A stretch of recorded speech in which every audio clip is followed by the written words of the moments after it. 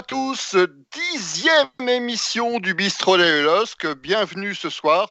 Vous avez choisi délibérément de ne pas regarder les Marseillais sur la chaîne Comédie. Vous avez choisi de ne pas regarder les aventures de Mickey sur Disney Channel, ni de suivre les aventures de Donald sur BFM TV. Vous êtes le bienvenu dans le Bistrot des LOSC ce soir pour évoquer l'actualité du club. Actualité du club qui se résume en 3 parties aujourd'hui. Donc, première partie, qu'est-ce que c'est que ce match ? Où on va revenir sur le match de Lyon. Deuxième partie, nous ferons un tour en Europa League et nous verrons la transition entre le match du Celtic et la double confrontation, le double choc contre le Milan AC qui nous attend très rapidement, et nous terminerons par un retour en Ligue 1 avec le prochain rendez-vous du LOSC le week-end prochain, un détour par la Bretagne, donc Brest-Lille. Pour évoquer cette chaude actualité, nous avons des invités, des intervenants. Premier intervenant, Jérémy, un petit nouveau, Jérémy des Dogs d'honneur qui nous a rejoint pour ce soir. Bonsoir Jérémy. Bonsoir à tous. Nous avons également des habitués du bistrot. Nous avons Christophe qui a décidé de prendre un abonnement qui ne nous quitte plus. Bonsoir Christophe. Bonsoir tout le monde. Le retour de Patrice. Patrice toujours avec nous. Bonsoir Patrice. Hello, et aujourd'hui je vous promets, je fais l'hélicoptère. Nous avons Georges qui nous a rejoint après une semaine de vacances. Bonsoir Georges. Voilà. Bonjour à tous. Et bien sûr, toujours à la technique, Arnaud, qui va gérer toute cette émission pendant toute l'heure durant laquelle vous nous accompagnerez. Bonsoir Arnaud. Bonsoir à tous. Première partie de cette émission, donc produite par le site Allez le LOSC. Alors je le précise une nouvelle fois, vous pouvez nous suivre en direct sur le compte Twitch de l'émission, sur le groupe Facebook du groupe Allez le LOSC. Vous pouvez interagir sur le forum d'Allez le LOSC, sur les commentaires du groupe Facebook ou sur le chat du compte Twitch. Donc n'hésitez pas, vous êtes les bienvenus. Première partie, qu'est-ce que c'est que ce match Lille-Lyon? Alors on a appelé ça le duel des dauphins. C'est pas encore tout à fait le cas, mais a priori sur ce qu'on a vu, il y a de fortes chances que ce soit deux équipes qu'on retrouvera dans une situation pas très éloignée du podium en fin de championnat. Alors, qu'est-ce que vous en avez pensé? Honneur au nouveau, Jérémy, qu'as-tu pensé de ce match? Ouais, tu l'as bien dit, c'était quoi ce match? Non, c'était deux mi-temps bien distinctes. Une première partie assez équilibrée, une deuxième partie quand même où on avait l'impression de regarder un match de handball. Où ça tournait et c'était pas du tout le style de jeu prôné par le LOSC avec une transition rapide, etc. Donc je pense que c'est ce qui a posé problème à Lille. Alors la semaine dernière, on parlait dans cette émission du style lyonnais, avec un style très défensif où ils allaient nous attendre. Christophe, est-ce que tu as retrouvé ce qu'on pressentait dimanche dernier? Ouais, moi j'ai retrouvé Rudy Garcia, chauffeur de bus. C'est vraiment la première mi-temps était timide de leur part, mais jouant en contre. Ils ont failli marquer sur leur premier contre tranchant. Et deuxième mi-temps à 10, c'était tous derrière et puis en essayant de faire un contre, on ne sait jamais. Mais c'était, en fait, devant une équipe qui joue peu, on a manqué d'inventivité. Patrice, tu rejoins cette analyse? Tu es d'accord? Les Lillois ont eu du mal à rentrer dans le bus? Ouais, ils ont du mal à rentrer dans le bus. Bon, maintenant, c'est logique qu'ils aient mis le bus une fois, comment s'appelle, Marcello, son rouge. Bon, moi j'ai trouvé ça sévère le rouge, mais bon. De toute façon, il s'est pris un rouge, il a mérité, il est sorti, très bien. Et après, ils ont mis le bus, mais je trouve qu'avant, je trouve pas qu'ils avaient mis le bus. Au contraire, moi, je trouvais qu'ils pressaient haut en début de match. Ils nous embêtaient d'ailleurs vraiment. Et moi, je suis pas certain que ça nous ait vraiment servi tant que ça, ce carton rouge au bout du compte. Alors bien entendu, je dis ça aujourd'hui, quand le carton rouge est survenu, je me suis dit génial, mais au bout du compte, peut-être que ça se serait mieux passé pour nous s'il n'y avait pas eu le carton rouge en fait, parce que là ils ont bloqué tous les espaces, puis nous on joue pas très bien on le sait très bien que le LOSC a un peu de mal. Bon, tout le monde a un peu de mal avec des bus, mais bon. Puis en plus c'était vraiment un bus lyonnais là. Très beau bus d'ailleurs, mais bon, un bus, ouais. Mhm. Alors, Georges, toi, bus ou pas bus? Ouais, non, moi je rejoins un peu l'analyse de Patrick, sachant que pour moi, le début de match était plutôt, on laissait l'initiative du ballon aux Lyonnais, on combinait vachement bien. Je trouve que sur la première mi-temps, c'est plutôt nous qui étions dans le contre, sauf que les contres étaient extrêmement percutants. Et en effet, le vrai tournant du match, je crois que c'est ce carton rouge, parce que c'est à ce moment-là que finalement, on a trouvé, les Lyonnais, je les ai trouvés défensivement très empruntés en première mi-temps, souvent dépassés, Ah oui. et le fait de se retrouver à 10, finalement, ça a généré des solidarités. C'est vrai que ça a joué, alors pour le coup, ultra regroupé. Et là, j'ai l'impression que c'est les Lillois qui, tactiquement, s'y retrouvaient plus. C'est-à-dire qu'on a eu un Yilmaz qui était quand même totalement isolé dans la défense, enfin, dans la surface, avec quatre joueurs systématiquement autour, donc il n'y a plus un ballon qui arrivait. Il y a eu, je pense, un vrai manque de présence à ce niveau-là, et peut-être un manque d'imagination offensive. Enfin, je pense notamment aux deux latéraux qui n'ont peut-être pas fait devant une défense aussi regroupée, le boulot qui aurait pu être fait offensivement, quoi. Alors, Jérémy, les observateurs du match ont qualifié la rencontre d'une rencontre de haut de tableau. Tu es d'accord avec ça?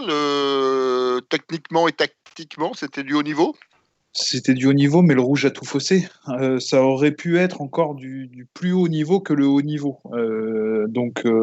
Mais malgré tout ça, il faut quand même signaler que Lyon ne joue pas de Coupe d'Europe et donc est plus frais que le LOSC. Et je pense que la rencontre aurait encore été différente sans le rouge et avec une équité au niveau du nombre de matchs joués, etc. Là, on aurait vraiment eu un très beau match. Le calendrier ne joue pas en la faveur des Lillois sur ce match. Alors, vous savez que je suis un spécialiste des statistiques, hein, j'adore ça, hein, c'est un vieux réflexe. Alors, ce sont des statistiques qui sont plutôt en faveur de Lille, mais comme le disait je ne sais plus qui au début de l'émission, la deuxième mi-temps était à sens unique. On a eu à faire une attaque-défense. On avait 60% de possession pour les Lillois et 40% pour les Lyonnais. 4 tirs cadrés contre 1. 12 tirs non cadrés pour Lille et 4 pour Lyon. 9 corners à 4 à l'avantage de Lille et 14 fautes contre 10 pour Lille. Et bien sûr, donc 3 cartons jaunes contre 1 pour Lille. Et ce fameux carton rouge, finalement, qui déclenche tous les événements de la seconde mi-temps et notamment ce phénomène d'attaque-défense. Alors, vous avez lu les déclarations de Galtier sur ce match, qui était extrêmement mécontent. Il parle de son équipe à manquer de maîtrise. Vous êtes d'accord avec lui? Patrice, je te vois opiner du chef. Ah oui, je l'ai lu, mais moi j'ai été surpris, parce qu'habituellement, je trouve que les analyses de Galtier sont toujours précises. Et là, je trouve qu'en fait, il a été. Moi, j'ai trouvé super dur avec son équipe. Mais vraiment, mais très très dur avec son équipe. Parce que les mecs, on sentait quand même qu'ils jouent tous les 3 jours maintenant et que c'est un petit peu plus compliqué. Moi, j'ai trouvé qu'il y a quand même des joueurs qui ont fait une super partie, mais il y avait des gars en face qui jouent très très bien au football. Moi, j'en vois même plusieurs. Maintenant, dans le cœur du jeu, je trouve que c'est un petit peu, malheureusement, coincé, mais c'est habituellement là où on est très fort. Donc voilà, c'est compliqué. Mais c'est ce qui fait la beauté du foot, hein. Les gars sont pas des robots. Mais moi, je l'ai trouvé super dur avec son équipe. Et bon, à la fin de sa déclat, juste après le match, il a dit moi, j'ai peut-être fait comment dire, les derniers changements un petit peu tard. Il les a fait, mais je trouve beaucoup trop tard. Parce que on sentait déjà depuis longtemps que les mecs étaient cuits. On sentait. Et alors, pourtant, habituellement, je le défends, hein, parce qu'il se trompe rarement. Mais alors là, je trouve qu'il a été d'une prudence. À mon avis, il devait sentir ces gars capable de le faire. Et c'est sûr que si l'équipe aura été capable de marquer, hein, ça c'est sûr. Mais voilà, et quand on les a vus rentrer, les deux là, fatalement, je sais pas vous ce que vous en pensez, mais moi je me suis dit, mais s'ils étaient rentrés un quart d'heure avant, c'était plus la même. Ils auraient mis le feu. Et j'ai trouvé vraiment ça dommage. Voilà. Personnellement. Christophe, Ouais. tu penses aussi que ces changements tardifs ont un peu faussé le résultat? Oui, bah, je pense, en plus, quand on voit le match, qu'on voit la rentrée de David, Ladji un peu moins, mais David, il était percutant, et même sur son rentrée, c'est dommage qu'il trouve pas preneur. Mais surtout, Galtier, je pense qu'il reproche aux joueurs de ne pas prendre assez les bonnes initiatives. Et moi, j'ai pensé à un joueur comme Sanchez, qui était bon en première mi-temps et qui, à 10 contre 11, a voulu sauver l'équipe à lui tout seul, a fait un peu n'importe quoi. Il est retombé dans ses travers. Ouais. Et je pense que c'est ça qui veut dire Galtier, c'est que les joueurs, ben, ils doivent jouer en équipe, ils doivent trouver les bonnes solutions. Et là, en effet, ils se sont bien trompés. Mais, comme disait Patrice, il peut se mettre dans le lot parce que lui aussi s'est trompé. Lui aussi, il aurait dû faire des changements plus tôt. Je pense que vraiment, les changements à 5 minutes de la fin, à part pour gagner du temps, sinon, c'est la roulette, quoi. Bah oui, on voyait bien que Bourak était crevé, il joue tous les matchs, etc. Il y avait quand même des trucs à faire, quoi. Enfin, je sais pas. Il y a des joueurs Georges, qui ont pris des bonnes initiatives, comme Araujo. Je pense qu'Araujo, c'est un super joueur, mais il aurait dû percuter. À ce moment-là, il aurait dû percuter. Il l'a fait très bien en première mi-temps, il l'a fait moins en deuxième. C'est bizarre, quoi. Excuse-moi, C'était pas Georges. son soir. oui, Non, non, Georges, c'est pas grave. tu as quelque Ouais, chose à rajouter? ouais. Ouais, je pense que, enfin, je reviens à ce que je disais finalement sur le choix. En effet, les remplacements étaient faits beaucoup trop tard, en ce sens où moi je pense que, je ne sais pas si Bourak était réellement cramé, mais de toute façon, il était totalement perdu. Il était tout seul, c'est-à-dire que régulièrement, il se retrouvait absolument seul dans la surface. C'est-à-dire qu'il n'y avait aucun appui. Donc, je pense que sur les 20 dernières minutes après le rouge, il n'y a quasiment aucun ballon qui lui est parvenu. Il devait d'ailleurs décrocher, ce qui fait que ça limitait encore le nombre. Et c'est vrai que moi, ce que j'ai pas bien compris, c'est cet entêtement, justement, essayer de rentrer dans la surface alors que ça manquait de présence. J'ai eu l'impression qu'une paire de fois, il y a eu des tentatives. Enfin, il y avait des velléités de tir qui ont été un peu avortées. Donc, je pense qu'il n'y a pas 50 solutions face à une équipe qui joue recroquevillée comme ça, où il faut densifier du monde dans la surface si vraiment on veut jouer au ballon le plus loin possible. Il faut tenter de loin. Et là, j'ai un peu l'impression que, en effet, pour le coup, on parle souvent de David. Je pense qu'une présence physique comme celle de David aurait eu beaucoup d'intérêt dans les 18 mètres, ne serait-ce que pour peser. C'est là qu'on se rend compte quand même de son boulot sans ballon.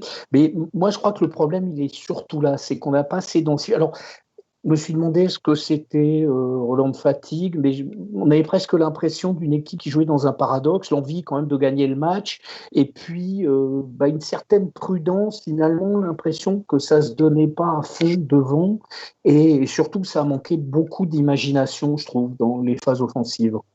Inventivité. Alors, Jérémy Galtier s'est expliqué ces changements tardifs en les justifiant par la blessure de Fonte qui lui avait fait griller une carte de remplacement. Alors, vous savez qu'on a le droit à 5 remplaçants, mais sur 3 phases de remplacement. Donc, est-ce que tu rejoins l'analyse de Galtier ou est-ce que tu es d'accord finalement avec les autres intervenants sur ce changement tardif qui a finalement changé peut-être le résultat? Ouais, ça a changé le résultat. C'est sûr qu'il aurait dû les faire avant, ces changements.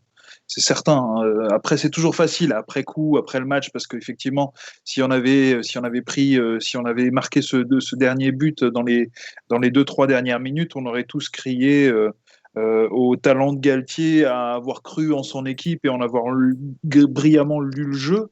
Mais effectivement, avec cet enchaînement de matchs, ce calendrier qui est quand même très dense, il est obligé de faire des changements beaucoup plus tôt, de chambouler surtout un match sur lequel où il voyait que les solutions n'étaient pas trouvées. Il aurait dû faire ces changements.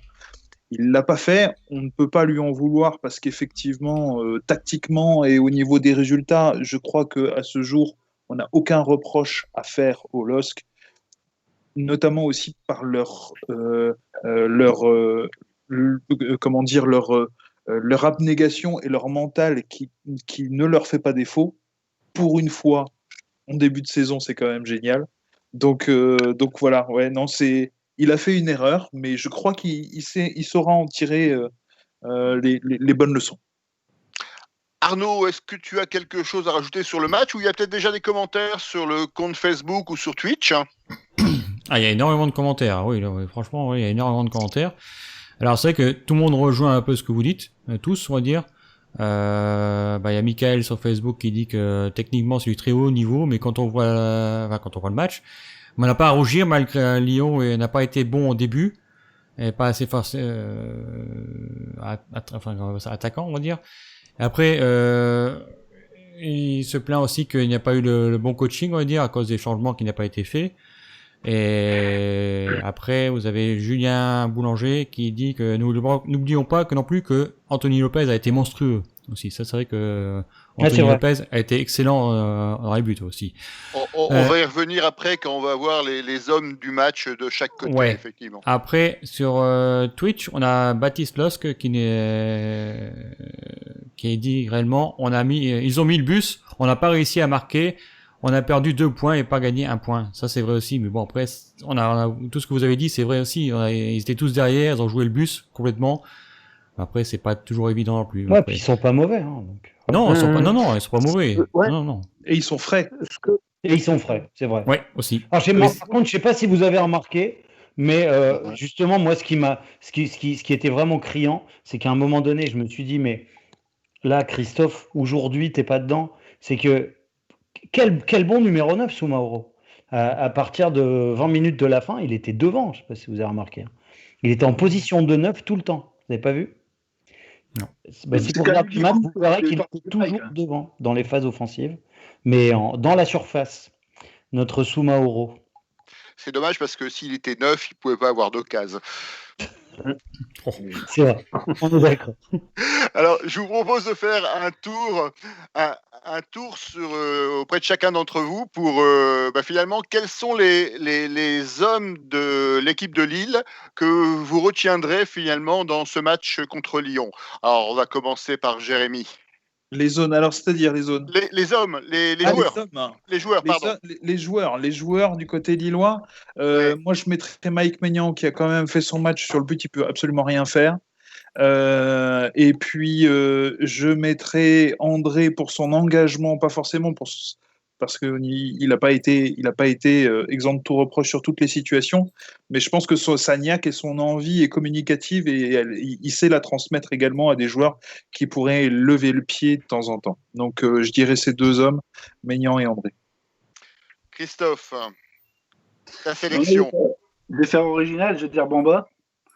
Parce que si on a 3 occasions dangereuses, on a 4 occasions dangereuses, on va dire 5 avec le corner du Yaziki, on en a 3 par Bamba. Donc c'est quand même super important, ce joueur est quand même super important. Après, Celic pour son magnifique doublé dans la semaine. Et puis après,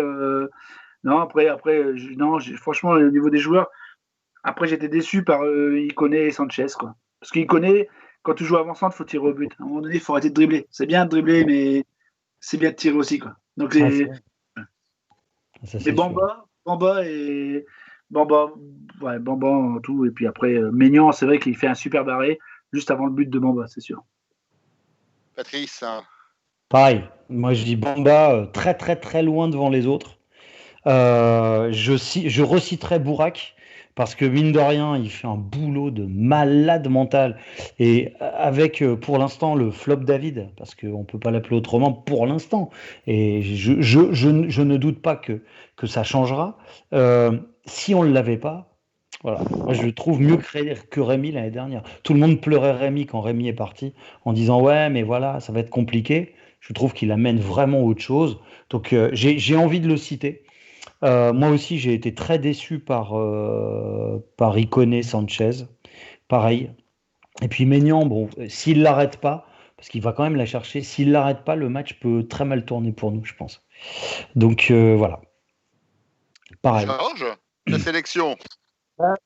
Moi, je reviendrai à peu près sur les mêmes en ajoutant un petit truc sur Bourrat qui a donné, je trouve, en première mi-temps, une véritable leçon de football, ce que je peux faire un avant-centre quand il joue dos au jeu. Le but, lui-même est un modèle du genre, mais toute la première mi-temps, il a été coincé dans ce système et il a su parfaitement s'adapter. Encore une fois, c'est une des facettes de sa monstrueuse panoplie, c'est qu'il a dû jouer dos au jeu et dos au jeu, il continue à être dangereux, quoi. Alors, c'est plus lui qui est dangereux directement, mais c'est un relayeur magnifique. Et puis évidemment, Bamba, qui a été vraiment impeccable. On revient sur l'arrêt de Maignan, qui est alors, plus que l'arrêt lui-même, c'est le sens du placement, c'est-à-dire que vraiment il a magnifiquement anticipé ce qui rend l'arrêt d'apparence très facile, mais il a fallu qu'il anticipe très bien le truc. Il y a une super lecture du jeu, ce qui lui permet de vite mettre à mal. Et ouais, pareil, moi, Sanchez m'a beaucoup, mais alors énormément de déchets. Je ne sais pas si vous avez remarqué le nombre de passes, mais faciles, hein, je parle de passes très évidentes, qu'il a complètement foiré. Il n'était pas dans un jour, voilà, c'était pas du grand Sanchez comme on l'a vu sur tous les derniers matchs, quoi. Arnaud, est-ce que tu as un avis sur les meilleurs Lillois ou peut-être les internautes ont un avis sur les meilleurs Lillois du match? Mais il y a de tout. Alors, je vais d'abord donner les miens. Alors, pour moi, il y a Maignan, bien sûr. Il y a Fonte aussi, qui est au milieu de la défense. Après, au milieu, vous avez André et Bamba, Bamba, c'est vrai qu'il était au-dessus de tout, hein, mais après, André a bien fait son jeu aussi. Et devant, Bourak est énorme, franchement, comme dit quelqu'un sur le Facebook, est vraiment un joueur de classe internationale, il est bluffant, et c'est vrai que Yılmaz est exceptionnel, ce gars-là. Après, sur le Twitch, qu'est-ce qu'on dit? Bamba et Yılmaz aussi. Et Soumaoro aussi pour la rentrée, pour la deuxième mi-temps aussi, qui a remplacé Fonte, qui est pas mauvais. Et sur Facebook, on parle aussi en moins bien, on va dire, c'est Renildo. Ouais, c'est que Renildo, il n'a pas été terrible, il n'arrive pas à centrer. C'est ce que dit Michael. Il n'arrive pas à centrer. Il joue pas trop mal non plus, mais il a du mal à centrer. Mais bon, c'est un peu comme ça. Moi, dans le jeu, je l'ai trouvé bien, Renildo, par contre. Hein. Ouais, mais au centre, il centre pas. Ouais, mais je voulais revenir là-dessus, justement, le cas Renildo, sachant que, je vous dis, si on reste sur le dispositif de la première mi-temps, je pense que Galtier a besoin vraiment de latéraux qui défendaient. Et là-dessus, Renildo et Bradaric, on voit que Renildo est un peu au-dessus. Après l'expulsion, c'est un autre match. C'est-à-dire qu'on a besoin d'un latéral qui est plus en proposition de centre. Peut-être que Renildo est un peu moins à l'aise dans ce genre d'exercice. C'est ça aussi, correspondant, c'est que finalement, tactiquement, ils étaient rodés pour un système de jeu qui correspondait à l'adversaire. Et le carton rouge a tout fait basculer. Et de ce fait, le casting était plus sollicité. Alors, je pense qu'en effet, Renildo a fait ce qu'il pouvait, mais on sent que les centres sont beaucoup moins précis que quand c'est Bradaric, quoi. Mais forcément, on ne pouvait pas s'attendre à tel dénouement. Je crois que c'est ce qui explique aussi un petit peu finalement le fait que après le carton rouge, les Lillois aient eu une perte de repères comme ça, quoi. Enfin, le centre, c'est le problème des latéraux, hein, parce que Čelić, il a tendance aussi à tuer 4-5 pigeons par centre aussi. Hein. C'est quand même un vrai problème de côté. Mais Čelić, je pense que c'est vraiment sur ce match-là qu'il n'a pas été terrible dans les centres, quoi. Avec le match de la Coupe d'Europe non plus. Hein. Voilà, on reviendra après, mais. Voilà. Alors, contre Lens, par contre, il a été très bon. Ouais. Je vous propose de faire le tour de l'équipe lyonnaise, même si avant, je voulais dire que peut-être le meilleur atout lillois dans l'effectif, c'était peut-être Thiago Mendes, parce que je vous rappelle qu'à chaque fois qu'il est sur le terrain quand Lille joue, Lille ne perd jamais. C'est une vraie statistique. Donc, je voulais... À Lyon, quels sont les joueurs qui vous ont marqué, Jérémy? Marcelo, il a bien joué pour nous aussi. Marcelo et Lopez ont vraiment dans chacun leur style, un en ayant fait son boulot et l'autre en ayant fait leur boulot mais dans l'autre sens. Donc ouais, je vois bien ces deux joueurs-là. Depay a été complètement transparent. Et il en a fait voir entre guillemets de toutes les couleurs à Fonte, mais dans le mauvais sens du terme. Il était très bon au marquage à l'œil. Voilà, c'est ça. c'est ça. Il était tout à fait. Et ouais, non. Sinon, pour le reste, bon, à leur deuxième période, ils ont fait leur boulot, et en première mi-temps, ils ont fait leur boulot. Je crois que pour eux, c'est un point de gagné. Christophe, à Lyon, tu as repéré qui? Je connais pas les noms en fait, parce que j'ai vu que la charnière centrale était une charnière qui était faite de briquet de bois, qui n'avait jamais été mise avant ensemble, et je les ai trouvés très solides, les deux milieux. Donc j'ai pas retenu Tu les as noms. préféré Brick ou Brock? Alors j'ai bien aimé Brick, et Brock il est pas mal non plus, surtout la coupe de cheveux. Mais et j'ai une pensée pour Dubois quand même, qui a vécu un cauchemar avec Bamba, et je pense que lui a été chez l'ostéo le lendemain. Non mais non, franchement, la charnière centrale, on nous a dit. Les commentateurs disaient ils se connaissent pas, ils jouent pas d'habitude à ce poste-là. Ils ont plutôt été bons. Je pense que c'est ceux-là qu'il faut garder. Marcelo, je pense qu'il ne faut plus qu'il joue chez eux, mais bon, c'est un autre problème ça. Patrice, je te vois réagir. Ouais, Zina, c'est rigolo. Ah non, pour moi c'est Lopez. Hein, il nous a là franchement il nous a fait des misères ce Lopez. Hein. Ils ont franchement honnêtement ils ont un autre gardien que Lopez. Un gardien d'un niveau un peu moindre, c'est-à-dire niveau Ligue 1+, mais voilà, à mon avis, il y en a deux qui rentrent. Hein. Surtout le deuxième de Bamba, ça rentre. Mais bon, voilà. En tout cas, ouais. Mais sinon, il y a un truc quand même qui est extraordinaire à Lyon. C'est la nouvelle technique de l'hélicoptère. Arrière. Parce que je ne sais pas si vous avez remarqué, ils ont été plusieurs à le faire. Plusieurs fois.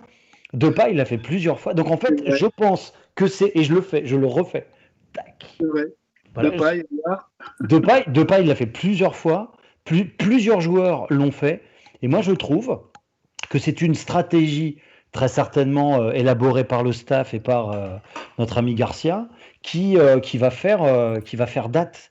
Parce qu'il va falloir que les arbitres aient maintenant les yeux derrière, hop, tac, les trucs. Parce qu'effectivement, je sais pas, je n'ai jamais vu un match avec autant de hélicoptère arrière. Alors, je ne sais pas si c'est un nouveau style, mais il faudra m'expliquer.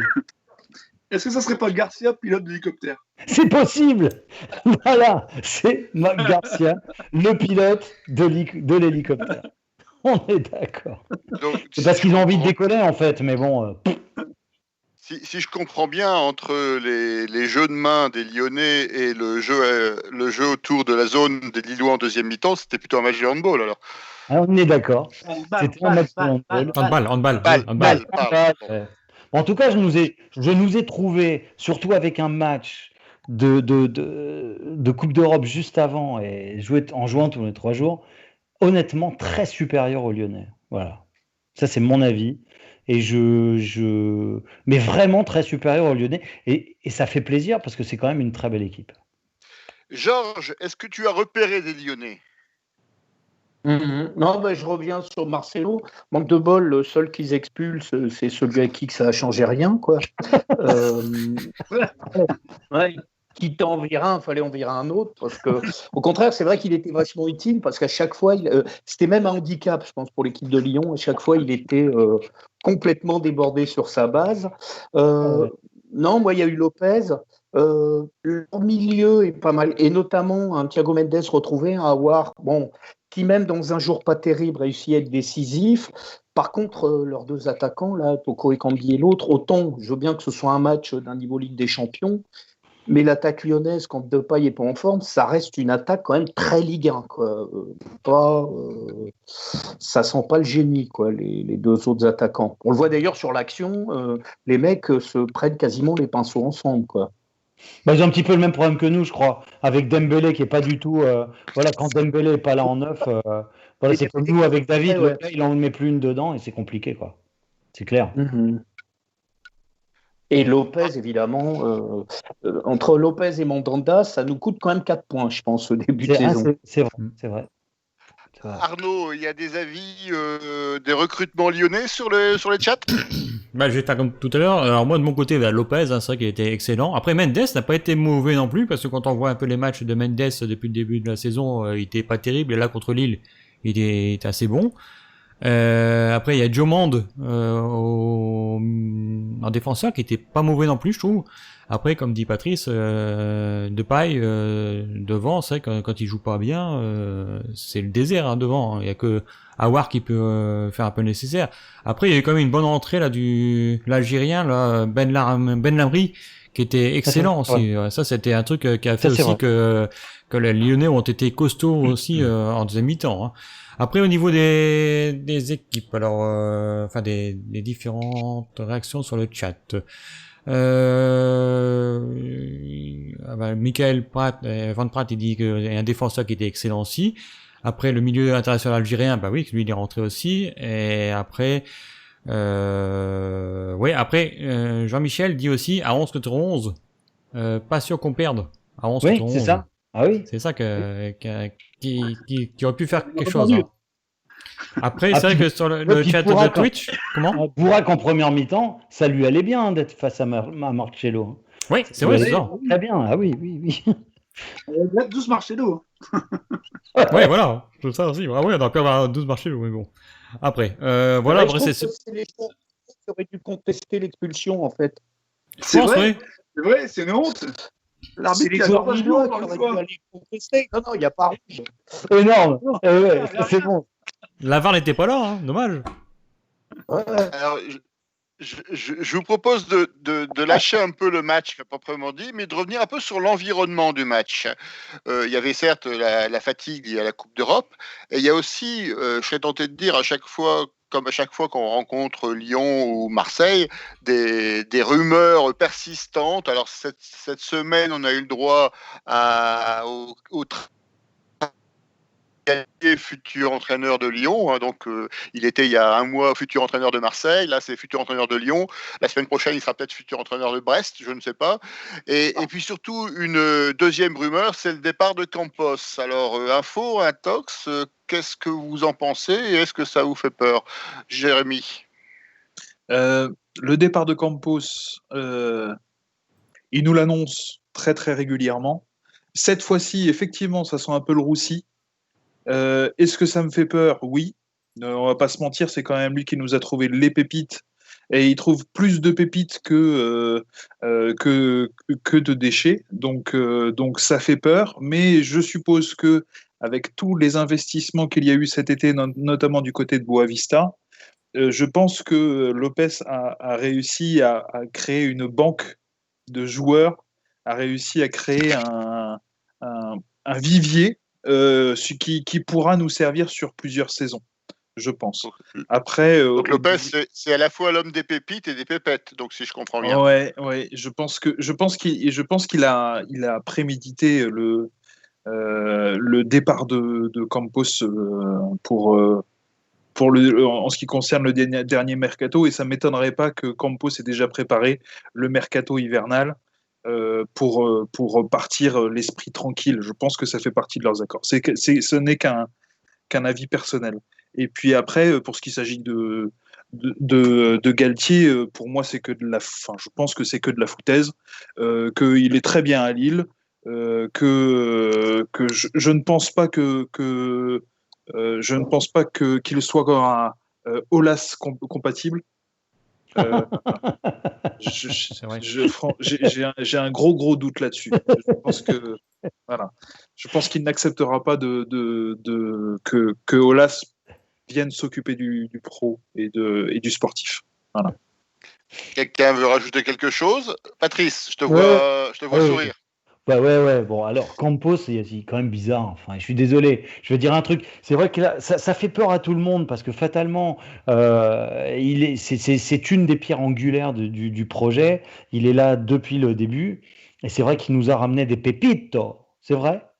Mais à un moment donné, quand on regarde, parce que depuis les rumeurs, en fait, je me suis renseigné sur ce qu'il a fait avant.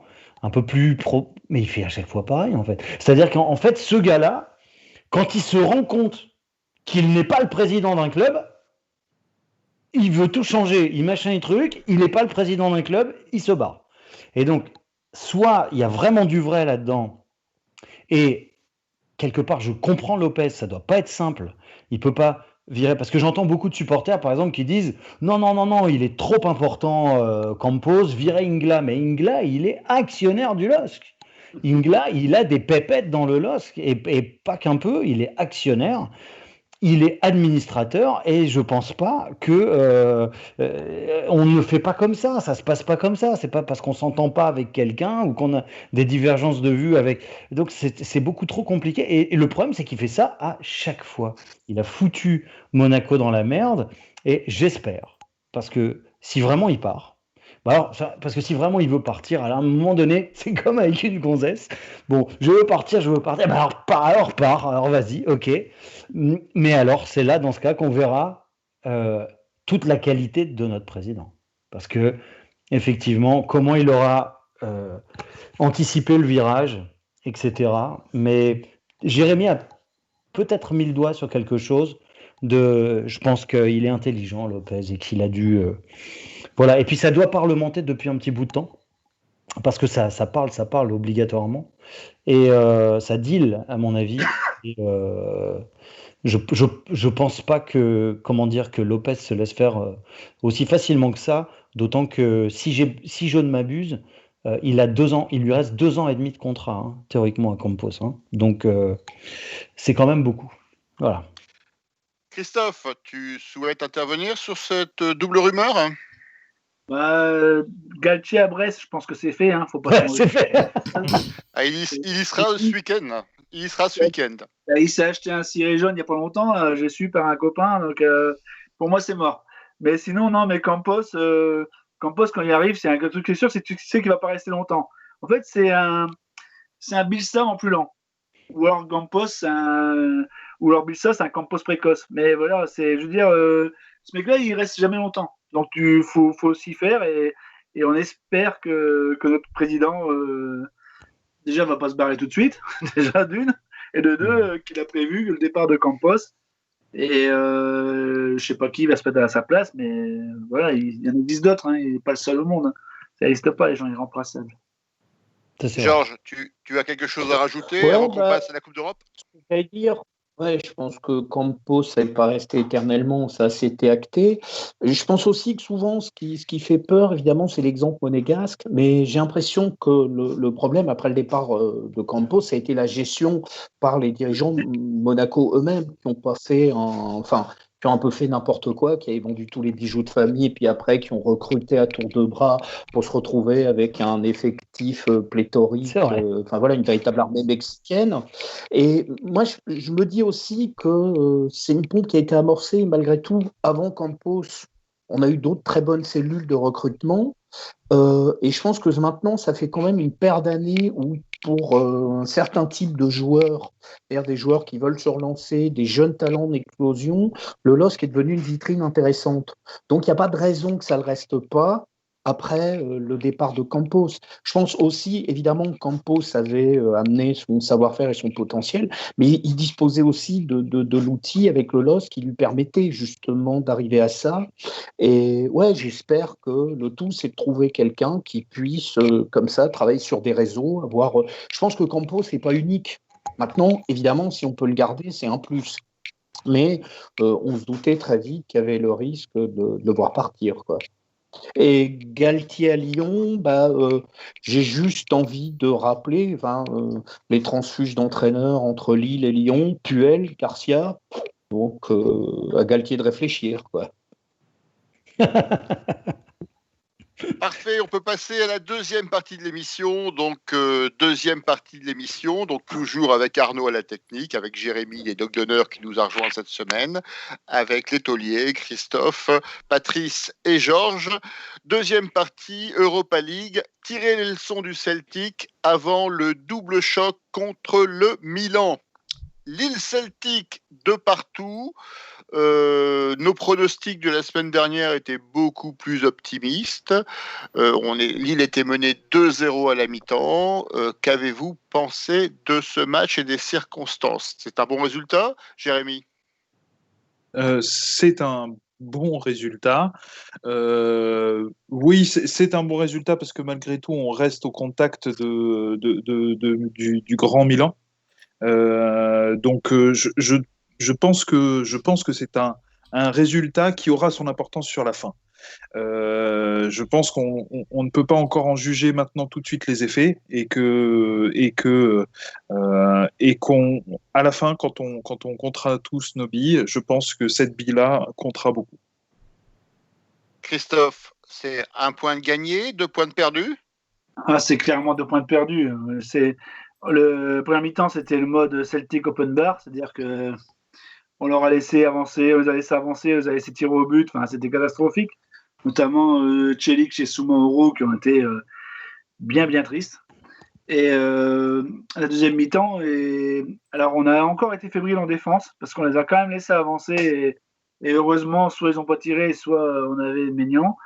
Mais en deuxième mi-temps, même en première mi-temps, on a plein d'occasions, quoi. Le nombre de cases qu'on a, c'est juste énorme, quoi. Comment ça se fait qu'on n'en marque pas au moins 3? C'était vraiment frustrant, je trouve, comme match. Alors c'est vrai, les statistiques sont nettement en faveur de Lille, 67% de possession, 17 tirs contre 9 pour le Celtic, 6 tirs cadrés contre 3, 12 corners à 0. Patrice, comment tu expliques qu'on soit mené à la mi-temps? Est-ce que c'est un relâchement? Est-ce que Lille s'est vu trop grand par rapport au Celtic? Ou est-ce que c'est le fighting spirit écossais qui a fait des siennes? Ils se sont ratés en première, ça arrive. Tu rates...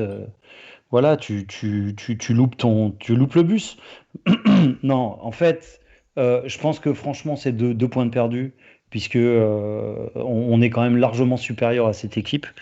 Et tout normalement devait nous ramener les 3 points. Maintenant, voilà, c'est le foot, et c'est surtout la Coupe d'Europe. C'est-à-dire qu'une équipe comme le Celtic, si tu commences mal, tu peux perdre. N'importe quelle équipe peut perdre contre le Celtic. Si tu rates ton match, voilà, c'est ça la Coupe d'Europe. Et ça prouve qu'on n'est pas encore complètement au niveau de ces Coupes d'Europe, de ces rencontres qui n'ont quasiment rien à voir avec la L1, en fait, où tu arrives et l'état d'esprit, la façon d'être et l'approche des matchs doit être complètement différente de ce que tu fais en D1, en L1. Et ça, c'est mon avis. Et je pense qu'on n'y est pas encore. Mais par contre, on progresse énormément. Par rapport à l'année dernière, on progresse. Et là où je rejoins Jérémy au départ, c'est qu'à la fin, mine de rien, ce point comptera peut-être. Et là, on pourra dire, parce que j'ai commencé par dire ces 2 points de perdus, parce que ça, c'est dans l'absolu. Mais au bout du compte, quand même, quand tu es mené 2-0 à un moment donné dans un match de Coupe d'Europe, revenir à 2-2, tu peux quand même te dire que tu as, normalement, l'année dernière, à 2-0, on le perdait le match. Voilà, un de Coupe d'Europe. Maintenant, on est revenu à 2-2, donc à la fin, peut-être ce point comptera, effectivement, pour beaucoup.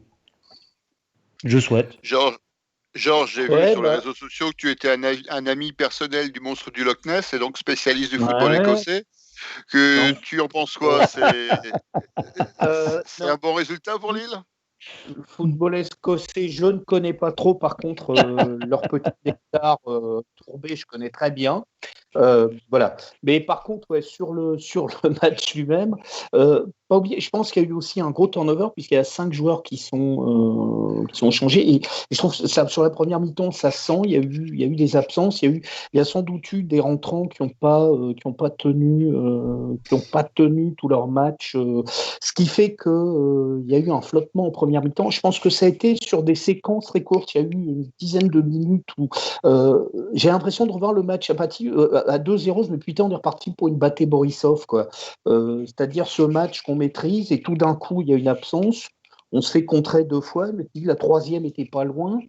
Et puis finalement, on fait rentrer les tauliers et on remet l'église au milieu du village. Ce qui fait qu'au niveau du scénario, ça donne une impression un peu paradoxale. Sur le scénario du match, c'est clairement un point de prix puisqu'on était super mal parti, mais sur le potentiel des 2 équipes, clairement oui, les 3 points étaient à prendre de manière évidente. Je crois qu'on était au-dessus, et c'est vrai qu'on parlait de Soumaoro. Moi, je me suis beaucoup questionné sur ce match, notamment, je crois que c'était quasiment le premier match où il revenait. Et je me dis, dans la tête de Soumaro, ça a dû être quand même très compliqué ces derniers temps, parce que le mec était parti en Italie pour un prêt avec option d'achat. Finalement, il revient à Lille, il se retrouve barré par 2 défenseurs centraux qui sont de purs tauliers. Je pense que psychologiquement, ça ne doit pas être évident. Et il y a eu comme ça quelques manques, quoi. C'est la première fois que j'ai vu cette saison les 2 lignes du milieu et de la défense se faire percer comme ça aussi facilement. C'était en contraste total avec tous les autres matchs qu'on a vécus. Donc voilà, quoi. Je pense que derrière, Glasgow a su profiter de ça dans la première mi-temps.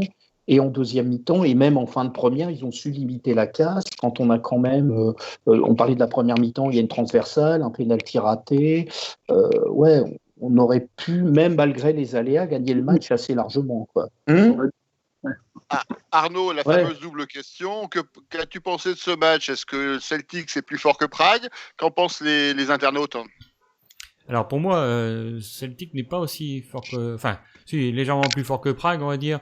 Après, c'est vrai on a eu 2 matchs dans ce match en fin de compte. La première mi-temps, ça a été catastrophique. Je sais pas ce qui s'est passé, ou alors la pression ou quoi au caisse ou je ne sais quoi.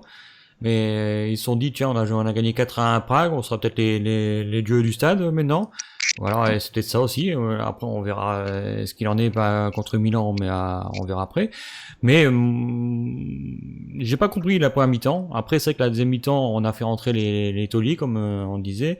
Après, on verra bien ce qui s'est passé. Alors, le premier match à domicile en Coupe d'Europe, peut-être que ça fait quelque chose, je ne sais pas.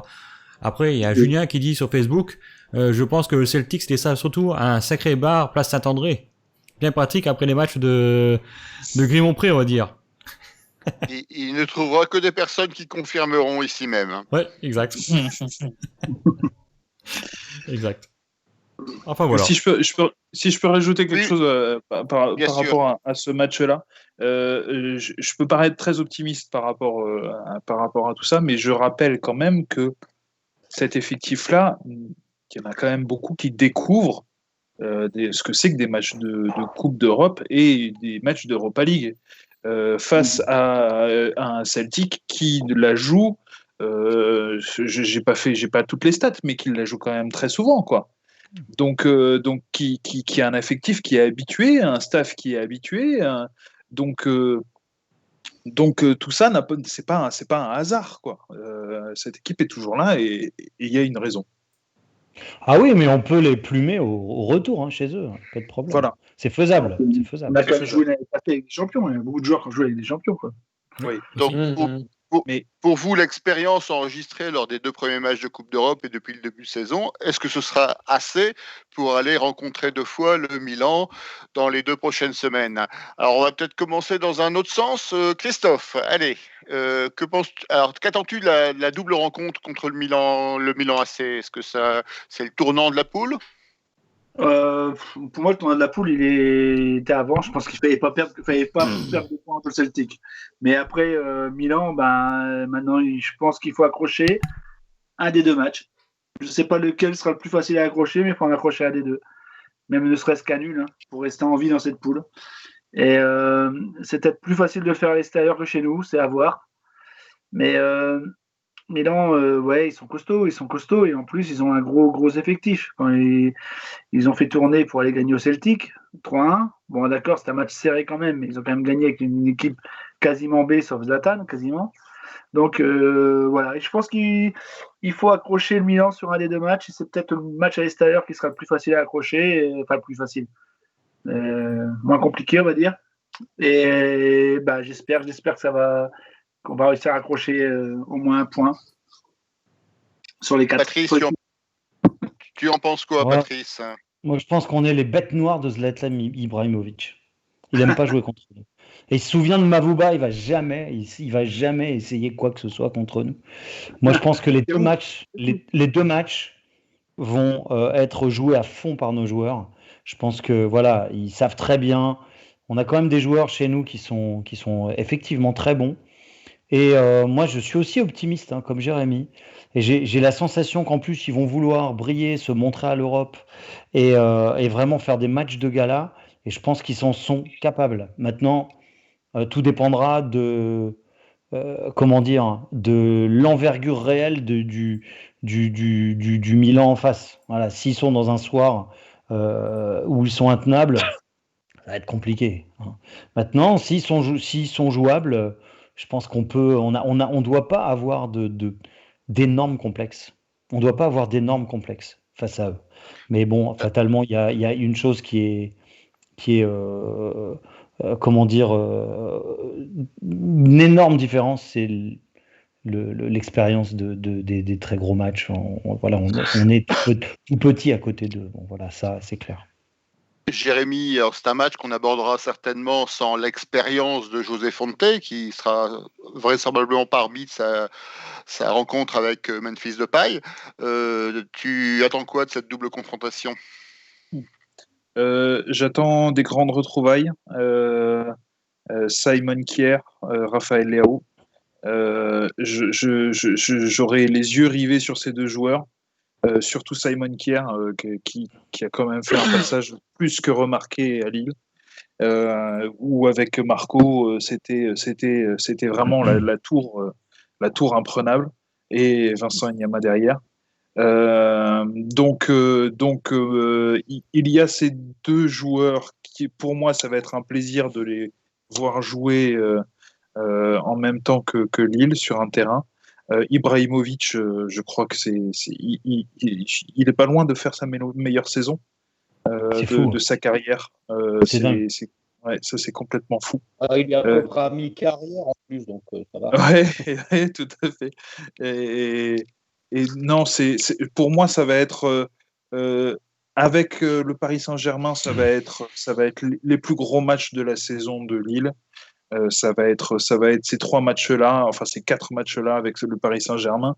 Mais ouais, ça va être, je crois qu'on peut prendre du plaisir à regarder ces matchs-là.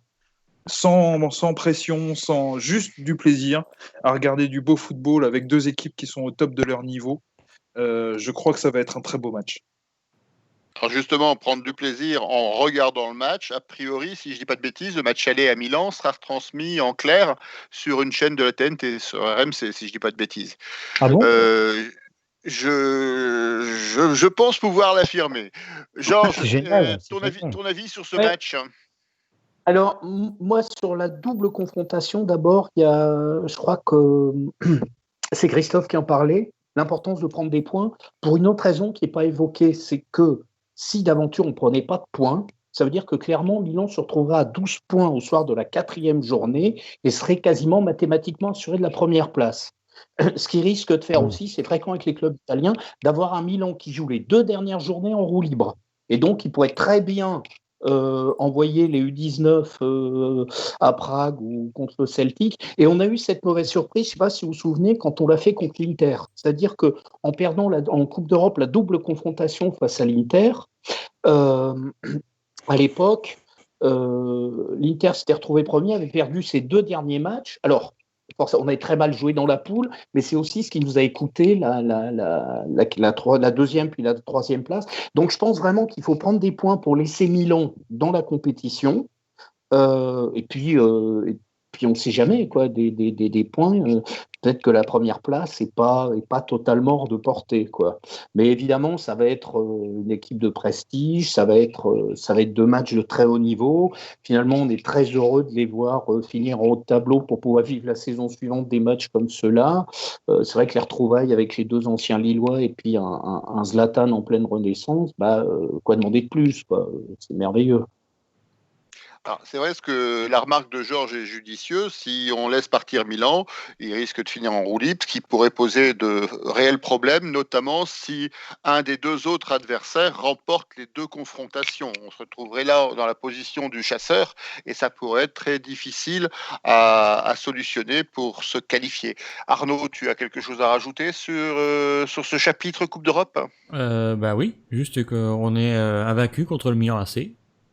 En 2006, on a gagné 2-0 là-bas, et en 2006, au match aller, 0-0 à domicile. Donc, bien vu. On a quand même un avantage psychologique là-dessus. Si je peux me permettre, on avait perdu la finale de la Coupe latine en 1951 contre le Milan AC, mais je ne sais pas si les joueurs et si les clubs s'en souviennent. Moi, je m'en aussi, souviens. moi non plus. Hein. Moi, je m'en souviens. Hein. J'y étais. Pas d'autre chose à rajouter sur cette Coupe d'Europe, hein? Pas moi. Les réseaux sociaux sont plutôt discrets sur le sujet. Je vous Oui. propose de passer, il est déjà 21h27, on a un petit peu de retard, sur finalement la dernière partie de l'émission, sur le prochain match de championnat. Un match où il ne faudra surtout pas rester en rade. Lille-Brest, donc la suite du marathon. Qui veut prendre la parole? Je vois Patrice qui réagit. Que penses-tu de ce match, Lille-Brest? Moi, Brest-Lille, pardon. pense. Brest-Lille. Attendez, hop, voilà, super, en direct, 2-0 pour Porto, 26e minute, parfait. Oui, contre Marseille. C'est tout ce que je voulais dire. Brest, bah écoutez, ça va être compliqué de jouer contre l'équipe qui va entre guillemets nous voler notre super Galtier, puisque en fait c'est là-bas qui va aller, ça c'est sûr. C'est à Brest en fait. On est tous d'accord. Et donc ce que j'espère, c'est qu'il n'y a pas une entente entre Galtier et Brest afin que ça se passe mal. Non, très sérieusement, Brest, faut prendre ça très très au sérieux. Et je pense qu'on va on va peut-être perdre là-bas 4-0 avec un triplé de Bamba et le premier but de David. Voilà. Nous ne sommes pas encore au pronostic. Alors Brest, 14e du classement avec 9 points. 3 victoires contre Dijon, contre Lorient et contre Monaco. 6 défaites. Bon, ça ne se ressemble pas vraiment à un épouvantail, mais est-ce que la fatigue ne peut pas jouer un rôle, Christophe? Brest, c'est une équipe qui joue quand même. Hein. C'est plutôt bien pour nous. Après, vu le vent qui fait là-bas, je pense qu'il faut mettre que des petits joueurs. Il faut éviter les grands. Mais pas Botman, tout ça, parce qu'il y a trop de vent, c'est dangereux. Il y a trop de vent. Des petits avec un ciré. Voilà. Je pense qu'il connaît Bamba, c'est nickel. Voilà. Carajo. On va gagner 1-0. Non, mais, il connaît en neuf. Plus sérieusement, c'est une équipe qui joue et je pense que c'est bon pour nous. Je pense que c'est exactement. Bon pour nous. Mais là, c'est vrai que tu viens de dire un truc très important. C'est vrai. Ils ont le style de jeu qu'on aime bien. Voilà. On va essayer de rester sérieux et je sens que Jérémy va être très sérieux. Donc, que penses-tu de ce match? Un piège? Je pense qu'il y a plus de petits que de gros dans un championnat et que si on gagne contre tous les petits et qu'on fait des matchs nuls contre tous les gros, on terminera dans sur les deux premières places du championnat. Donc je pense qu'il n'y a pas le choix, qu'il faut gagner là-bas. Surtout pour la dynamique et puis aussi pour le classement. On a joué beaucoup de gros quand même en début de saison. Hein, quand tu penses à Rennes, Nice, Marseille, Lyon, n'empêche que tout ça s'est regroupé en 9 journées de championnat. Quoi. Donc je pense qu'on va vivre là une série de matchs contre des théoriquement plus petits joueurs, plus petites équipes et qu'il faut absolument en profiter pour engranger un maximum de points. Et vraiment vivre une trêve hivernale sereinement. Georges, ton avis sur ce déplacement en Bretagne? Moi, je me dis que c'est quand même une transition essentielle entre jeudi et dimanche parce qu'on passe quand même du Chianti au Chouchen. Mais faire gaffe quand même à cette équipe, ouais, c'est clair que c'est pas très glamour, on sent que c'est sûrement pour des équipes comme ça que Téléfoot, Media Group a mis 1 milliard sur la table, mais malgré tout, ça reste quand même, j'ai l'impression, une équipe assez imprévisible. Peu que j'en ai vu. D'ailleurs, ils sont venus nous battre, c'était en match amical en début de saison, mais veut dire qu'il y a des réserves. Je pense que c'est un match qui est à notre portée, sauf si on a tendance à le prendre à la légère. Et je me dis souvent des matchs qui arrivent comme ça, entre des doubles confrontations contre Milan, contre Lyon, vous voyez, Brest, ça arrive un petit peu comme un truc un peu anecdotique, comme ça. Et je me souviens, par le passé, une paire de fois, c'est des matchs où on a été un petit peu surpris, quoi. Donc, je pense qu'il faudra l'aborder très sérieusement. C'est Jérémy qui disait, hein, c'est 3 points à prendre et faudra les chercher, quoi. Donc, peut-être pas une équipe très forte, mais j'ai peur surtout finalement que le plus gros adversaire du LOSC dans ce match ce soit Lille lui-même, quoi. Et ils ont vos Ouais. gardiens. Alors, Oui, Ouais, justement, pas des gardiens, ça vaut pas triste, hein, parce qu'il n'y a pas des gardiens, mais ils ont mon gardien. non, mais c'est vrai, non, mais c'est vrai qu'on peut très bien. C'est, à mon avis, c'est pour ça que Galtier a réagi aussi. J'ai- Moi, j'ai trouvé très dur, mais je pense que il l'a fait pour ça, en fait. C'est parce qu'il sent que peut y avoir une pente, et lui, il n'a pas envie. Il a ses objectifs, il sait qu'il a à disposition un effectif. D'ailleurs, il l'a dit lui-même, il s'attendait pas à garder autant de bons joueurs. Et je pense qu'il voulait vraiment les garder sous tension. Et il sait très bien que là, maintenant, il peut y avoir le creux.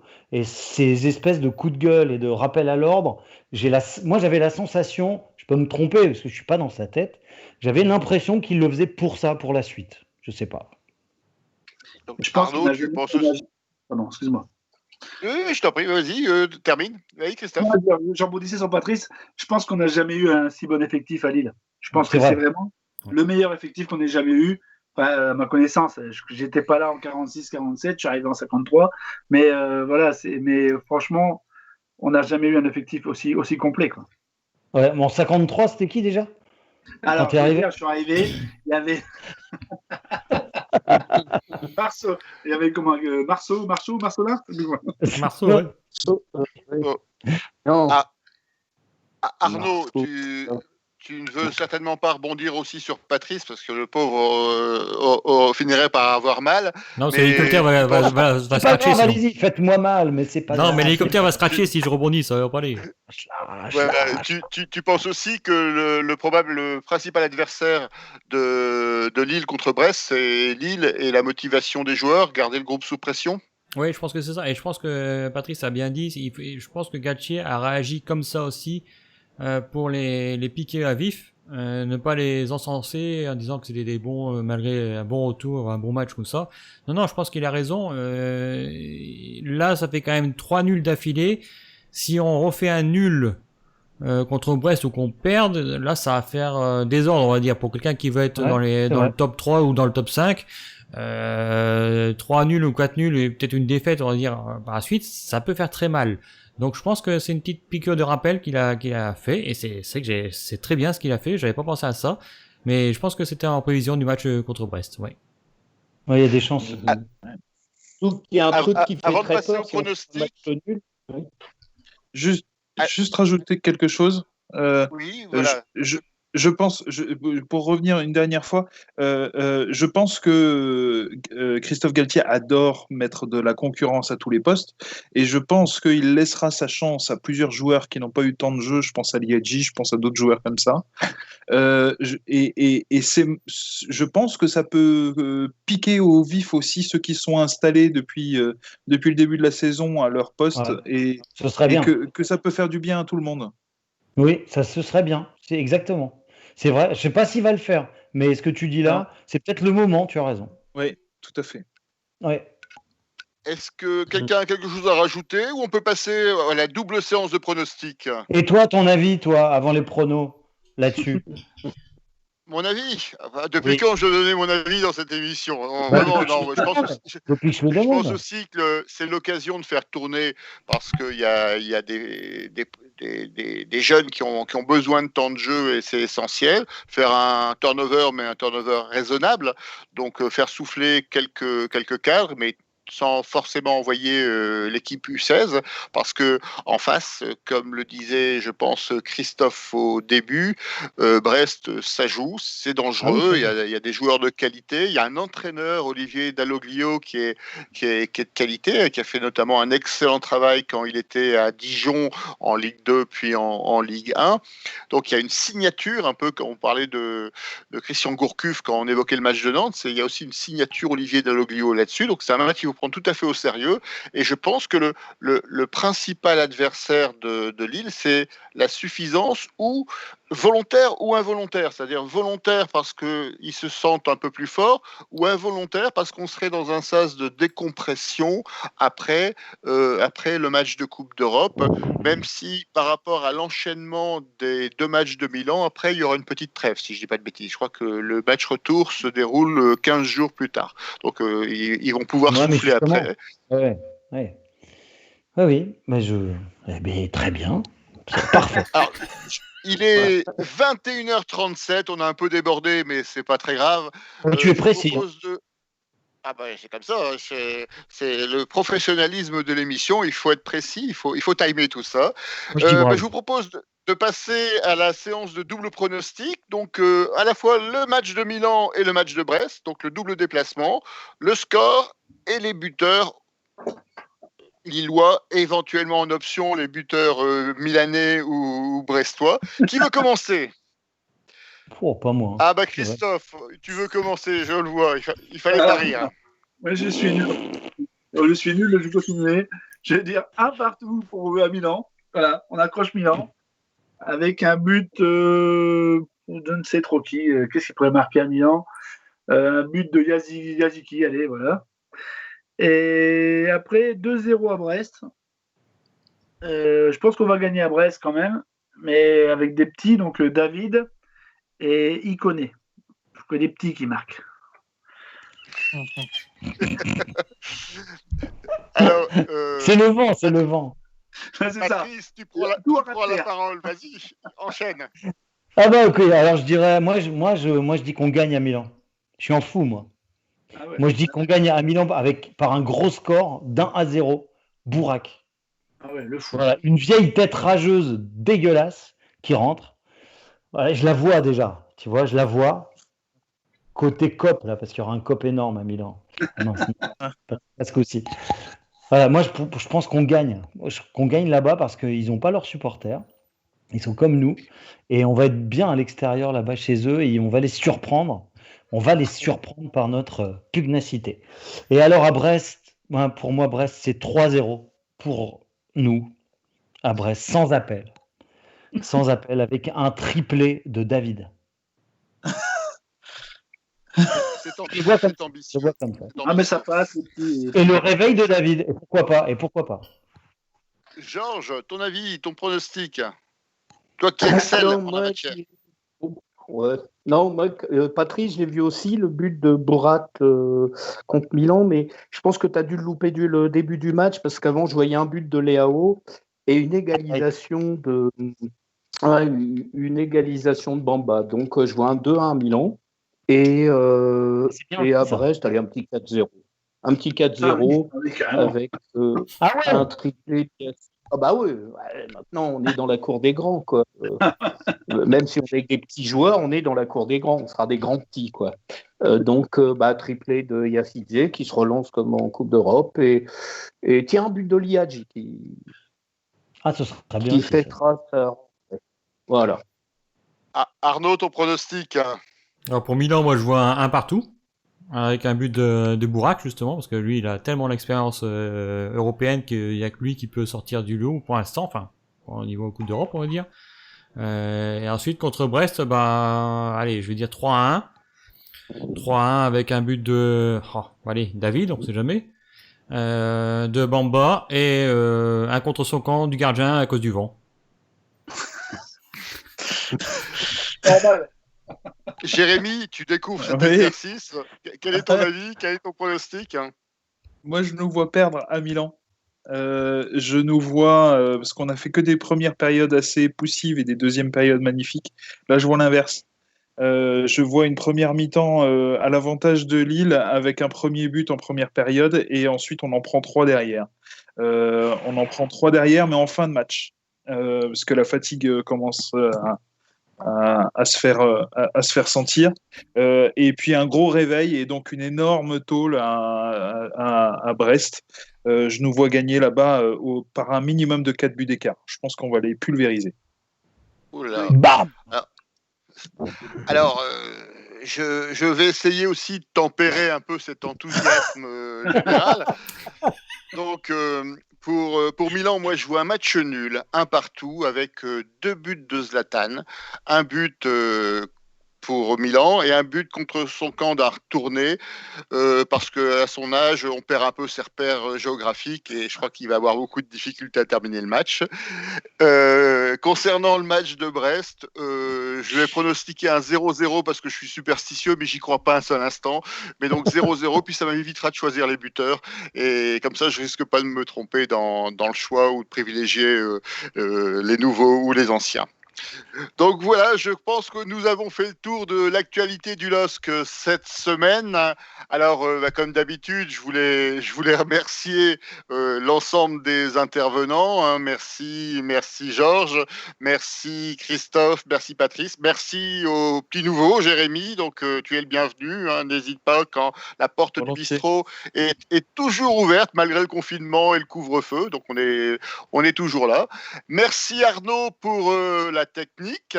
Merci à tous les internautes qui ont choisi de privilégier le bistrot de la LOSC ce soir face aux autres émissions de télévision. Ils ont bien fait à Marseille. Ça va être encore très triste ce soir. Et je pense que Dimitri Payet, je vais vous donner un scoop, il ne tweetera pas ce soir. Donc merci aux internautes d'avoir participé à l'émission à travers les commentaires Facebook et le chat de Twitch. Merci au forum Allez le LOSC. Merci à tous ceux qui ont relayé notamment les informations sur l'émission sur les réseaux sociaux. Je vous souhaite donc une excellente fin de soirée et comme chaque semaine, je vous dis au revoir et Allez le LOSC. Bonne soirée. Ciao. Bonne soirée. Au revoir.